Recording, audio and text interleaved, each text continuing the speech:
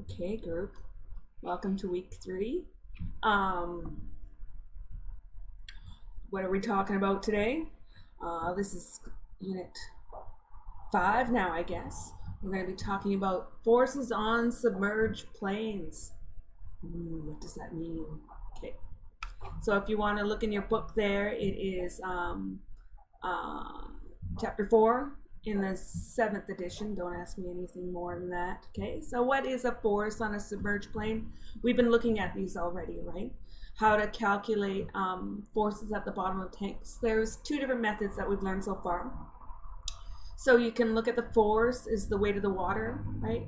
And so that's the mass of the water times gravity, or the density times the volume times gravity. The other way to look at it is force equals pressure times area, where we've learned looking at pressures on areas. Okay. So generally it's this is a simplistic case for both of those methods. If it's simple like this, just a little box, it should give you this same answer. But method 1, which was the weight, the mass times gravity, is only valid if the tank is a constant shape. So, and from top to bottom, So the weight of the water, the force is equal to the weight of the water times the mass times gravity times the density times the volume times gravity. If the container changes shape, you can apply method 1, but there's a slight modification. Okay. So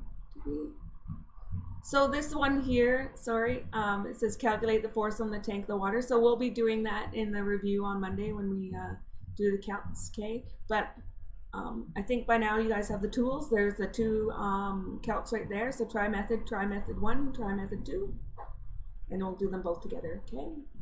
So here's another example. So if you use method 1 for the tank that's not a constant shape, see it's the sort of a weird couple little different shaped cubes.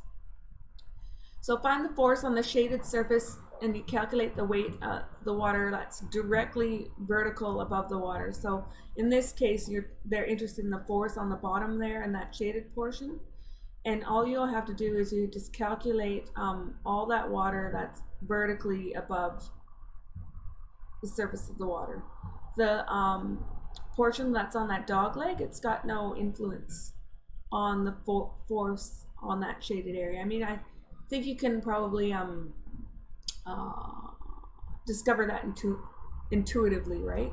Like that stuff that's above, that's not directly above that shaded area, is not going to have much influence on the force. Okay. So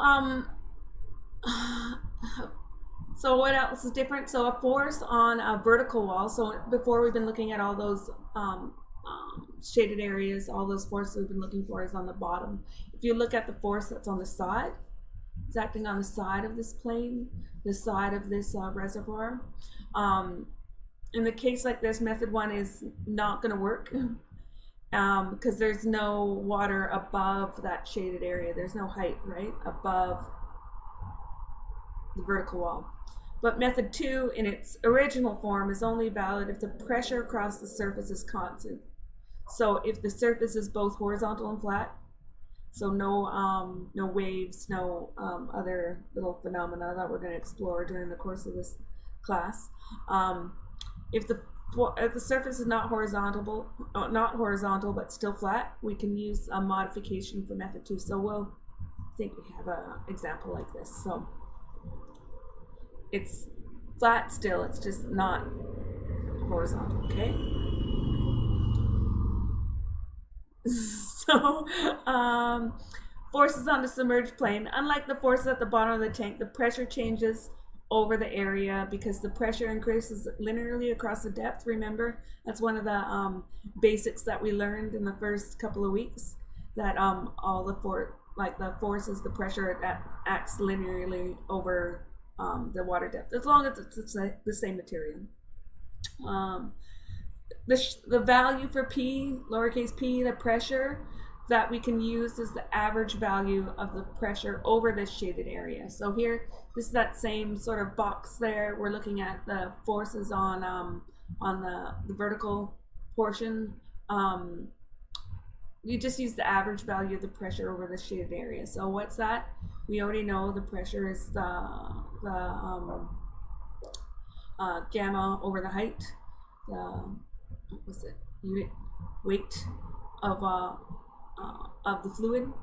So that force is going to be the average pressure over the area. Okay. So you'll see too, like, okay, if we take this, it's acting linearly. It's a triangle. Okay, you can see that pressure distribution is a triangular. So you convert that pressure triangle into a resultant force now. How do you do that? The magnitude of the average pressure is the pressure at the average depth. And in this case, it's half the depth. So here we've got 2/3 D, 1/3 D, so a total depth of D. So the height, the magnitude of the average pressure, in this case, is going to be half of the depth. Okay. And the resultant force acts at the centroid of this pressure triangle. So, you know, magnitude and direction, right? So the force on this is going to be the gamma times, you know, we've got for a triangle, half times base times height. So what do we have here? We've got 1/2 D, so 1/2 times base, which is going to be the gamma times the depth over the area, because it's the force that you're looking at, which is also equivalent in this case to an average pressure over the area. And it acts at the centroid of the triangle. So in this case, it's because it's if you recall from your materials classes, statics classes, it'll be at 2/3 depth. So all these triangles are similar. So here's another problem that you can try on your own. We'll do it again on Monday. So what is the moment per meter length of the wall at the bottom of the retaining wall? And assume the water is pure water at 4 degrees C. So if you don't really know what a retaining wall is, it's similar to the this little dam that's in the picture in the corner here, right? So we've got on one side, well, we've got a wall, and on one side it's just open to the air, and then there's 2.7 meters of fresh water at 4 degrees C acting on it. Okay, so give it a try. We'll do it. Another example of a force on a submerged plane. This is sort of a graphical representative of you probably call it like an earthen dam. It could also be a rubble mound breakwater, all sorts of stuff. But this is it's a dam. So the water's only on one side, air on the other side. So calculate the resultant force per meter length of dam. Assume the angle of the dam is 45. So first things first, draw the free body diagram. Pressure's acting linearly. Give it a try, okay? I have faith in you guys. So that's some submerged planes. What else do we have? We got forces on submerged windows. What's a submerged window, you ask? We'll find out, don't worry. So basically, give this one a try. We've got a window in a reservoir. I don't know, could be in that dam there in the picture, and there's a window. I don't know. You want to watch the fishies go by. So try to figure out what the force on the window is. We'll do this one too, but we're gonna do like a couple little step by steps. You'll notice here, if you've drawn the pressure distribution, you kind of got this odd shaped thing. It's not just a triangle, right? There's It's a truncated triangle. So you should be able to find what the force is on the window, but where does this lovely force act? In order to determine the depth of the resultant force, you must break that trapezoid. So what do you have? You've got a rectangle and a triangle, right? So you got this trapezoidal force acting. You got to break it up into that rectangle into that triangle, and we'll do that right now. Okay. So let's have a little. Let's dissect this diagram here. What do we have? We've got a wall. Fluid force is acting on it. It's acting linearly. It's it's just a happy little triangle, but we're just looking at that one window, right? So the window is has a certain height, h in this case. We've got this. If we look at that truncated force, that trapezoidal force, we've got the rectangle, which is represented like the total force in that rectangle is represented as force 1 in this diagram. It's acting at a depth c, so that's the depth of the centroid of the window, and it's also the depth of the resultant portion of that force 1. Okay. If we look at force 2, which is the triangular portion, it's acting at a depth dp. Oh no, sorry. That's the resultant force. That's the combination of force 1 and force 2, right? That's the resultant, and then it acts at dp. The resultant force at F2 is going to act at, it depends on what point you're looking at it, right? So either 2/3 down from the height of the window or 1/3 up from the bottom of the window. Okay. So what else do we have here? So dP is the depth of the center of the total pressure. It's also the depth of the resultant force. So yay for us. Got a couple more pieces of the pie here. So forces on this submerged window, what do we have? That force 1, so that rectangular portion. We've got gamma, that unit weight, multiplied by, we've got, so that dc, that depth, minus the height of the window divided by 2, acting on its area, right? So that's, what did we learn before? We've got that force is equal to the gamma times the h times the area. So what the b here happens to be the width of the window, and it's acting at dc. So that's the rectangular portion. For the triangular portion, F2, it's the same thing, except for it's a triangle now, okay? So you've got gamma times h/2, 1/2 base times height, right? Times the area, which is the width of the window times the height of the window. And this acts at, so what do we have? We'll have dc, you can work it out, right? To try to find where it's acting. It's acting again, like I said, 2/3 from the top of the window or 1/3 from the bottom of the window. If you work it all out, it's going to act at dc plus 6 of the height of the window. We can follow that through. You can follow that through. Okay. So what's this resultant force? It's going to be force 1 plus force 2, the rectangle plus the triangle. And that's equal to, what do we have here? We've got a couple of things in common, right? The area, so that based on the times the height of the, or the width of the window times the height of the window. So if you add force 1 and force 2 from our previous slide, there, okay, and pull out the common expression, you're going to get gamma times dc times width times height, which is equal to gamma times the average depth, right? Times the area of which it's acting at. So the resultant force also acts at dP. To find dP, you got to take moments about the centroid of the window, okay? Because we've got, force 1 is acting at one sort of height, and force 2 is acting at a different height. So to find where that depth is, you got to take moments about a point. So if you do that, if we're going to take moments about DC, and if you, so we got, you can make it a whole expression. I think we might do it. I'm not exactly sure. And you rearrange it, you're going to get dp minus dc, so that the depth of the resultant force minus the depth of the centroid of the window.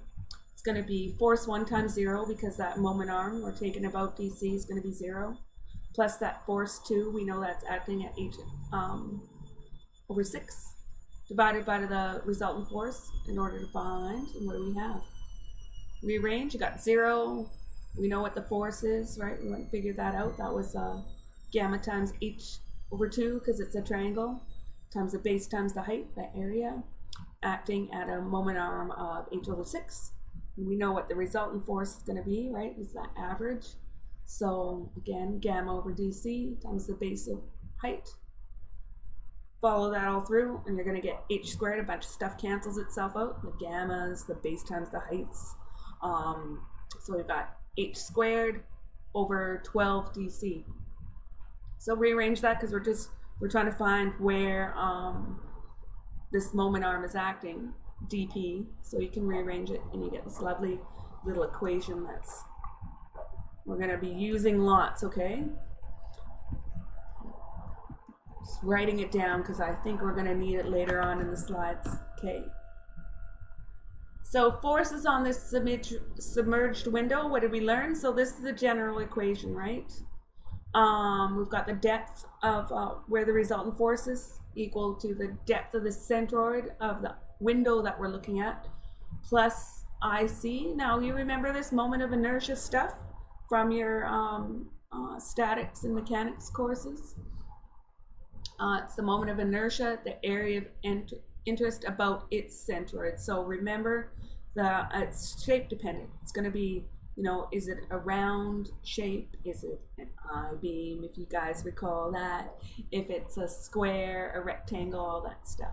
So, and then keep in mind, dp is the depth of the centroid of the resultant force. Again, DC, area of interest, and the area is the total area that we're looking at in this submerged window bit, okay? So remember, I see the moment of inertia of a certain area. For a rectangle, it's base times height cube over 12. Remember, we did that a bazillion times. That's for a rectangle. So if we use that moment of inertia, pluck it back into that general equation that we had before. We've got dp equals dc minus ic, or plus ic over dc over a. So we've got, again, remember that distance to the centroid from the top of the surface is equal to base times height cubed over 12, plus that depth to the centroid times the area. Rearrange some stuff, okay? And what do we get? We get the depth at which the resultant force acts is equal to the depth of where the centroid of the area that we're looking at, plus h squared over 12 dc. This is just for a rectangle, okay? There's a bunch of other moment of inertias that are located in Appendix L of the book.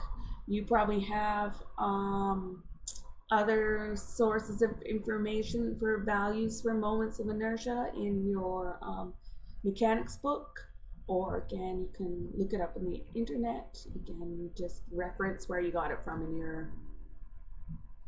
your assignments, okay? So here's an example of what a submerged window is. Okay, you got this lovely little submarine there, and there is a window in the submarine. I'm calling it a porthole. So this is another one that we'll solve on Monday. Calculate the magnitude and depth of the force on this porthole. So remember, this one's a circle, so its moment of inertia is going to be different, okay? And we're in seawater too. Whee! Okay, so that's enough about forces on submerged windows until we start doing it together. Let's have a look at forces on planes that aren't vertical, because remember, we've been talking about vertical planes all this time. So here we go. Forces on planes that are not vertical. Here's a lovely example. This is a reservoir, sort of an odd-shaped reservoir. There is a window in this case, sort of bolded there. It's on that inclined portion of the reservoir. The width of the window is, we're going to call it B again. We've got this resultant force acting, remember, perpendicular to the window. That was one of the first things we learned too in the first. We've got an average depth there. The H is the length of the window there. So just like the force on the vertical window, the force remains perpendicular, okay? But it's not, and just remember, that's if the window's not vertical. So the same, you know, rules apply. Force is going to be the average pressure over the area, which is gamma times the average depth over the area, okay? So there's a couple of different ways that we can define this depth per se. You can see we've got, it's the same diagram. They've got moment of inertia and depths, okay? So we've got, on the left-hand side, we've got IC, so remember that C, subset C, is the center of the window or the area that you're looking at, right? It could be a window, it could be, say, you're just looking at that force on that one inclined plane. And then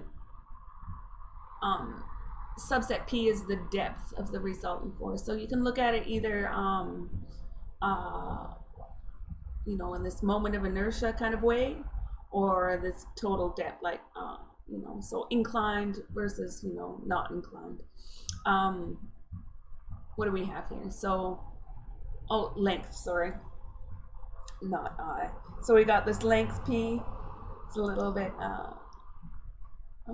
ambiguous, I guess, in the doodle here. So we got this length P, where the resultant force is equal to that length to the centroid plus that moment of inertia. There we go, over the length of the centroid times that area. And H is taken as the plane of the window. You can see how the H is defined a little bit different for each, depending on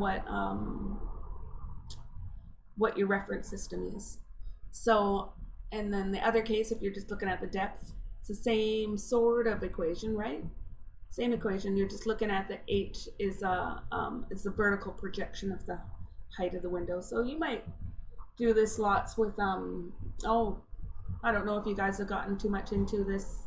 A lot of this is fluid that's not moving, but it happens a lot with wind areas, where you're looking at projected areas opposed to like the actual real area. But you'll get into that. We'll get into that. So here's a problem to work on your own. Find the force on the sloped wall and the depth where it acts. So we've got a little sloped wall. The specific gravity of this is 0.95, so not water, obviously. And we've got a 60-degree incline, and everything's in meters. So give it a try. You've got all these lovely equations at your disposal. Give it a try. We will do it on Monday again, okay?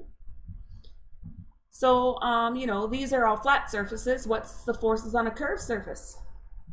Gets even more and more complicated, eh?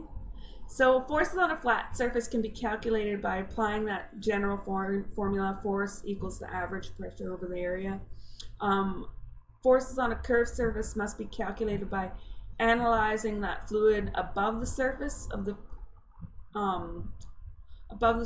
as the free body diagram, which we're going to show you, is calculating the vertical and horizontal components of the force. Okay, so it's that convoluted little way to say it. We're going to show you, okay? Sometimes the diagram is worth 1,000 words. So here we go. We've got a curved reservoir here.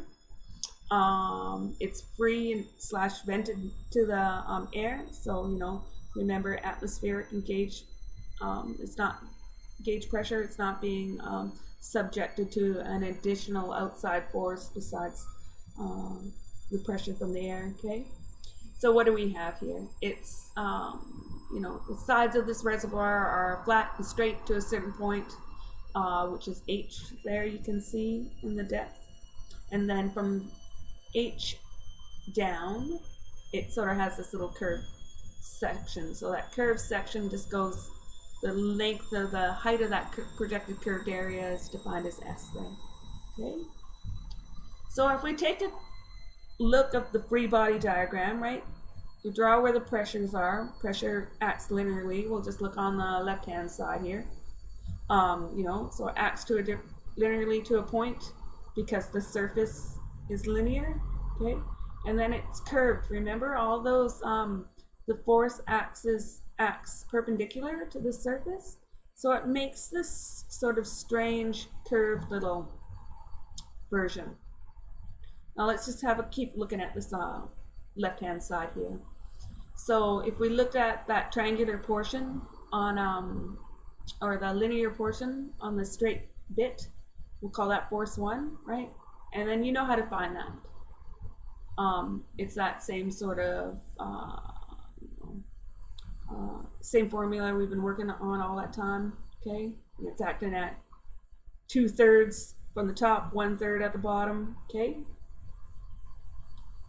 And then if we looked at that bottom of the curved portion, we're going to have a horizontal component of that force and a vertical component of that force. And, you know, both those together are a result. So we've got FH, FB, the horizontal and the vertical, and FR, which is the resultant force. Just on that curved portion, you can see that pressure distribution on it there too. So let's have a look-see on the right-hand line, okay? So we've got that same thing. Pressure is acting linearly down where it's straight, and it's straight all the way down. So we've kind of got two little bits if we look at it. So we've got the resultant force on that is, you know, it would be what you would call force 2, but we've broken it up to two little bits, right? So force 2A counterbalances force 1A. You can see they're exactly the same thing, as long as it's uniform pressure, okay? So then that is just to the height from which it's not curved, the vessel isn't curved. And then we've got this other force 2B, which is that other trapezoidal portion, much like that submerged window, right? There's going to be a portion of it that's a rectangle, and a portion of it that's a triangle. I think you can kind of see that. So, so when we're calculating forces on curved sections for this one, because we did a free body diagram, you can see force 1 counteracts force 2A. So you can sort of overlook them in trying to find this resultant force. So what do we have here? If we look at that horizontal force from that pressure distribution on the curved bit, it's equal to that force 2B on the window, right? Because they're counter, you know, we're just looking at the different X and Y components, right? So you can solve for force 2B, right? It's going to be that average pressure times the area, which is the gamma times the height of the centroid. Is it shown there? Let's have a look, see. HC. Not quite. Okay, it's not shown there. Oh, there it is. I see it now. So you can see force 2B. So what do we have here? Times the area. Okay, that's the magnitude of the force, right? That's just the magnitude, not like where it's acting. And we're looking at the vertical component of the resultant force, and that's just counterbalancing the weight of the fluid itself, right? So it's just its mass times its gravity, or the gamma times the volume that's above it.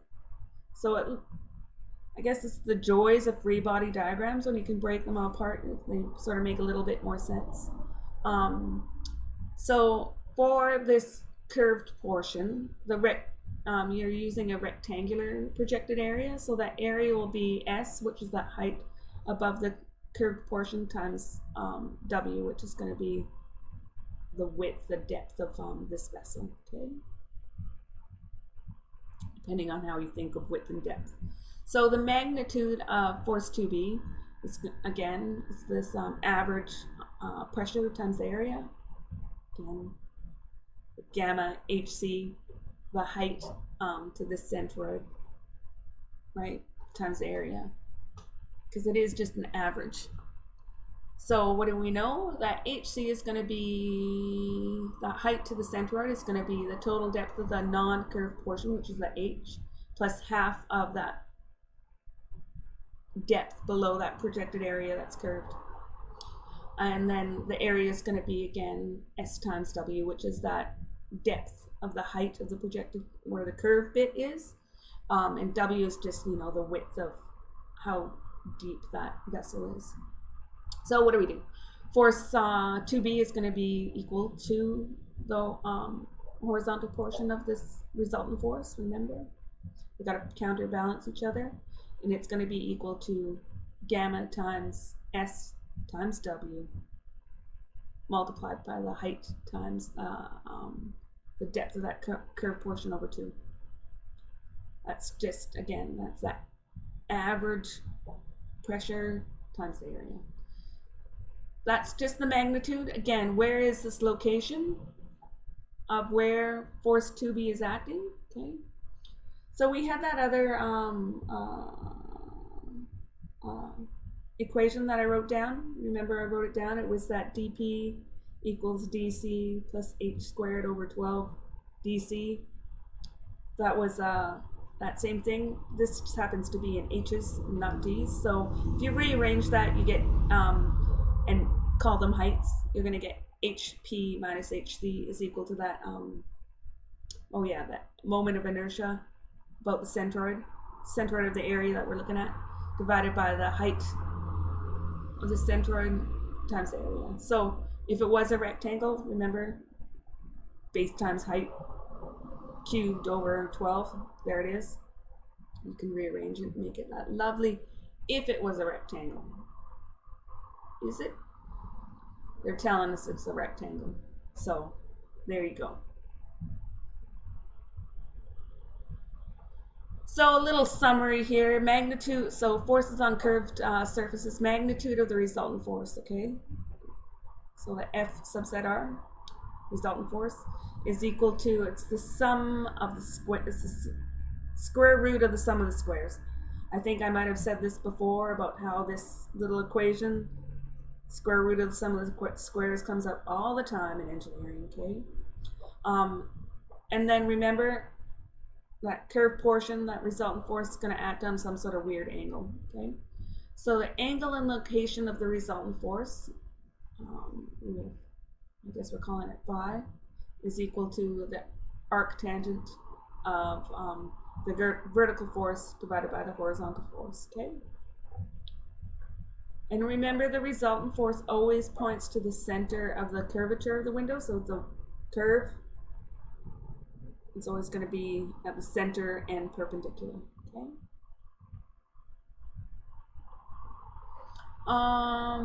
The force always points at the center of the curvature of the window. So there's a figure in the book, 4.15, if you want further discussion, okay? There is, so what do we have here? So a couple notations to think about. We've got S in this course, okay? It's the height of the projected curved surface of the surface volume, right? So just, again, it's not flowing, nothing's moving. This is the top of the fluid. H is the height of the rectangular portion of the fluid volume. So remember, if it's a trapezoid, that's what we're talking about. HC is H sub C is the depth of the centroid of the projected area, which is equal to the height of the rectangular portion plus S divided by 2. So it's, if you need to go back, again, have a look at this lovely diagram here, okay? And then we've got H subset P, which is the depth of centroid of the resultant forces, all the forces, the two, okay? For a rectangular portion, okay? Or a trapezoidal. So we've got HP, H subset P equals H subset C plus S squared over 12HC. We worked that out before. So for situations where you need to find the force on a curved surface with fluid below it, visualize the volume of fluid above that surface that you're interested in, okay? So what does that mean?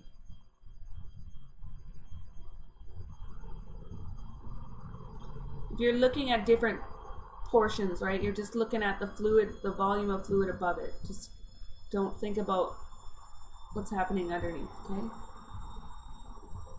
So here's another one for you to try. This is a really funny little, I think it looks like a piano, but maybe that's just me. Reservoir here, and it's filled with water at 4 degrees C. Everything's metric. So give it a go. You're trying to find it on this curved surface, so this bit here. Okay. So again, ignore what's going on underneath. Okay. Give it a go. Give it a try. No one's counting. The marks don't count. So there you go. That's Unit 5's forces on submerged planes. You guys should have the notes in PDF there too. Okay. Thanks, you guys. We'll see you on Monday at 10:30.